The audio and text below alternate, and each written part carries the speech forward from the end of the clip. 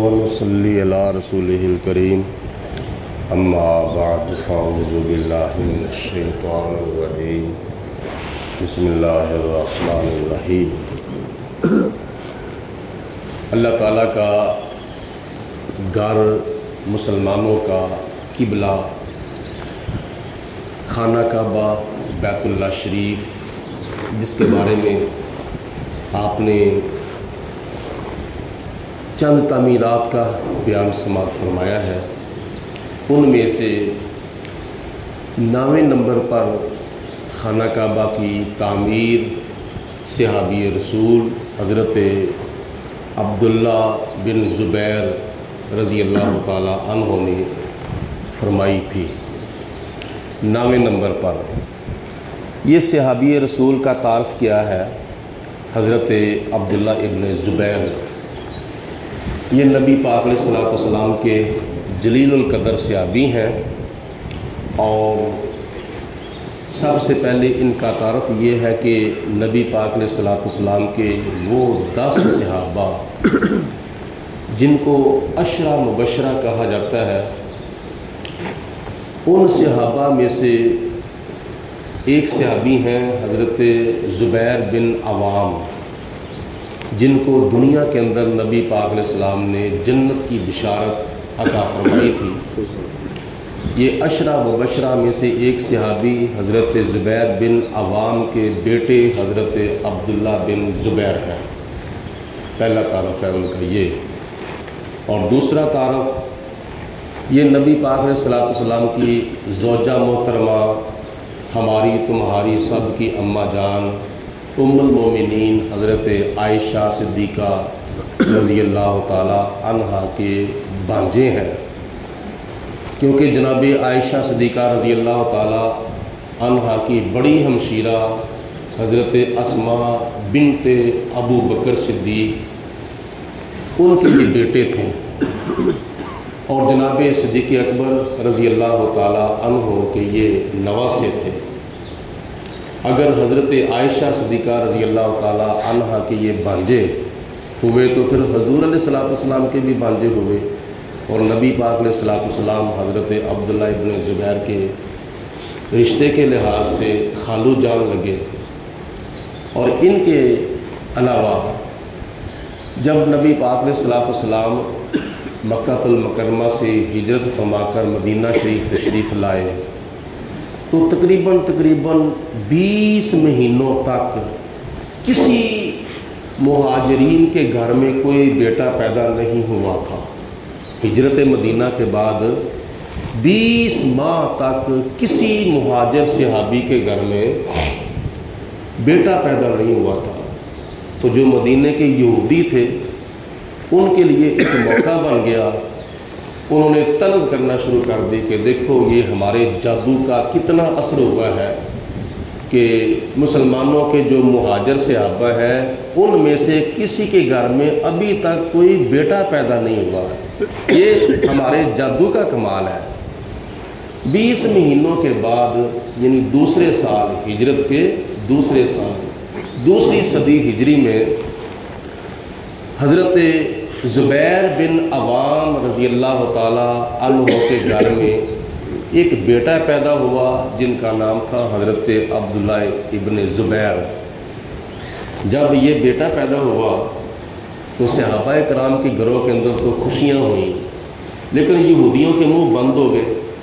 ان کے لبوں کے اوپر مور سکوت لگ گئی، ان کی زبانیں گنگ ہو گئیں، وہ افسردہ ہو گئے کہ یہ ہمارا کیا بنا ہے، ہم تو کہتے تھے کہ ہمارے جادو کا یہ کمال ہے کہ مسلمانوں کے گھروں میں کوئی بیٹا پیدا ہی نہیں ہو رہا۔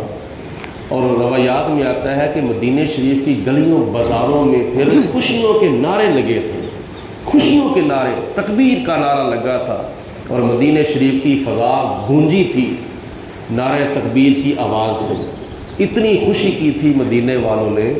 جناب حضرت عبداللہ بن زبیر رضی اللہ تعالیٰ عنہ کی ولادت پر۔ اور یہ وہ صحابی ہیں حضرت عبداللہ ابن زبیر جنہوں نے 9ویں نمبر پر خانہ کعبہ کی تعمیر 9 کی تھی، اور یہ 9ویں مرتبہ خانہ کعبہ کی تعمیر کا کیا سبب بنا تھا؟ جب حضرت امیر معاویہ رضی اللہ تعالیٰ عنہ کا وصال ہوا تو آپ کے بعد یزید تخت سلطنت کے اوپر بیٹھ گیا، تو یزید نے پھر شریعت کی حدوں کو توڑنا شروع کر دیا۔ یزید نے حرام کو حلال، حلال کو حرام کرنا شروع کر دیا۔ کافی اس نے یہ اس طرح کی حرکتیں شروع کر دیں، یعنی اپنے باپ کے نقش قدم پر نہ رہا، حتیٰ کہ حضرت سیدنا امام حسین رضی اللہ تعالیٰ عنہ کو پیغام بھیجا کہ میری بیعت کرو، تو جناب سیدنا امام حسین رضی اللہ تعالیٰ عنہ نے سراسر یزید کی بیعت کا انکار کر دیا، اور بلکہ میدان کربلا کے اندر آپ لوگوں کو پتہ ہے پھر کتنا ظلم، کتنا جبر جناب امام حسین نے برداشت کیا، اور اپنے بھانجے، بیٹے، بھتیجے اللہ کی راہ میں قربان کر دیے اپنے نانے کے دین کی خاطر، اور خود بھی اللہ تعالیٰ کی راہ میں قربان ہو گئے۔ سب کچھ تن من دن اللہ کی راہ میں قربان کر دیا شریعت مصطفیٰ کی خاطر، اپنے نانے کے دین کی پاسبانی کی خاطر۔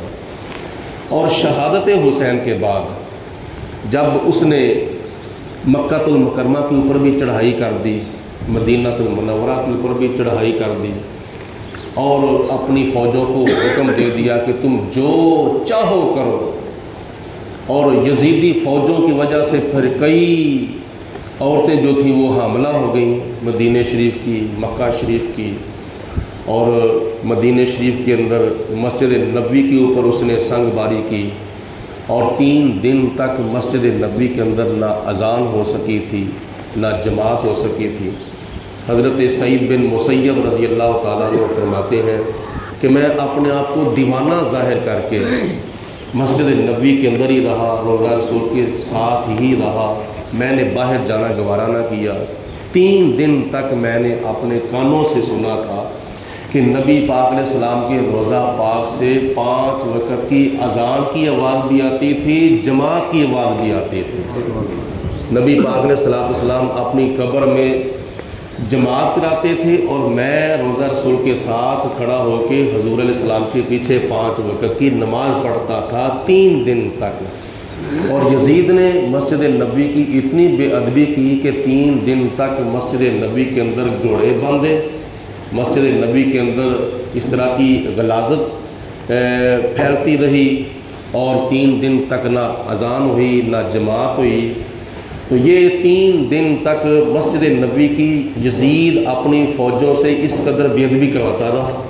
اور مکہ المکرمہ کے اندر بھی بڑا اس نے ظلم و ستم کروایا۔ خانہ کعبہ کے اوپر سنگ باری کروائی، خانہ کعبہ کو حتیٰ کہ آگ لگا دی گئی۔ وہ خانہ کعبہ کی چھت کے اندر 2 سینگ پڑے ہوئے تھے آپ کی قربانی کے لیے، یعنی جنت سے اللہ پاک کی ذات نے دمبا بھیجا تھا، اس قربانی والے دمبے کے 2 سینگ خانہ کعبہ کی چھت میں تھے۔ وہ بھی جانتے اس قدر ظلم و ستم کیا، اس قدر بے ادبی، بے حرمتی کی حرمین شریفین کی۔ تو جناب حضرت عبداللہ ابن زبیر رضی اللہ تعالیٰ عنہ مکہ المکرمہ میں چلے گئے، اور یزید کے خلاف آپ نے بغاوت کی، اور مکہ المکرمہ میں جا کر آپ نے اپنی خود مختاری کا اعلان کر دیا، اور بہت سے لوگ پھر حضرت عبداللہ بن زبیر کے ساتھ بھی ہو گئے۔ اور پھر دوسرے نمبر پر مکہ المکرمہ میں آپ چلے گئے تو آپ کے دل کے اندر ایک چیز آئی۔ حضور علیہ السلام نے ارشاد فرمایا تھا، حضرت عائشہ صدیقہ رضی اللہ تعالیٰ عنہا روایت کرتی ہیں کہ یہ حضور علیہ السلام کی خواہش تھی، کاش کوئی بندہ خانہ کعبہ کو حضرت ابراہیم علیہ السلام کی تعمیر، جناب ابراہیم علیہ السلام کی طرز پر خانہ کعبہ کو دوبارہ تعمیر کرے، اور آپ کے دل کے اندر یہ خواہش تھی۔ اور حضور علیہ السلام کی اس خواہش کا احترام کرتے ہوئے جناب عبداللہ ابن زبیر نے نبی پاک علیہ السلام کی خواہش پوری کرتے ہوئے، حضور کی خواہش کا احترام کرتے ہوئے خانہ کعبہ کی دوبارہ تعمیر شروع کی، اور اس کو کہتے ہیں تعمیر نو، یعنی 9ویں نمبر پر حضرت عبداللہ ابن زبیر نے خانہ کعبہ کی تعمیر کی، اور قریش مکہ کے دور میں جو خانہ کعبہ کی تعمیر ہوئی تھی، حتیم شریف کو باہر رکھا گیا تھا، اور صرف حلال کا اور پاکیزہ فنڈ کم ہونے کی وجہ سے، کیونکہ ان کی کوشش تھی کہ ہم نے حلال کا فنڈ لگانا ہے اور پاکیزہ فنڈ خانہ کعبہ کی تعمیر کے لیے لگانا ہے، تو وہ پورا نہیں تھا، وہ تھوڑا تھا، جس کی وجہ سے حتیم شریف کا حصہ جو تھا وہ باہر رکھا گیا۔ تو نبی پاک علیہ الصلوۃ والسلام کی یہ خواہش تھی کہ کبھی وقت آئے، کوئی ایسا سبب بنے کہ وہ حصہ بھی خانہ کعبہ کے اندر شامل کر کے دوبارہ خانہ کعبہ کی تعمیر کی جائے، یعنی جناب حضرت ابراہیم علیہ السلام کی ہوئی تعمیر کے مطابق خانہ کعبہ کی تعمیر ہو۔ تو جناب عبداللہ ابن زبیر رضی اللہ تعالیٰ عنہ نے نبی پاک علیہ السلام کی خواہش پوری کی، اور حتیم شریف والا حصہ جو تھا وہ بھی ملا کے خانہ کعبہ کی تعمیر 9ویں نمبر پر کی تھی۔ اللہ پاک کی ذات بابرکات ہم سب کو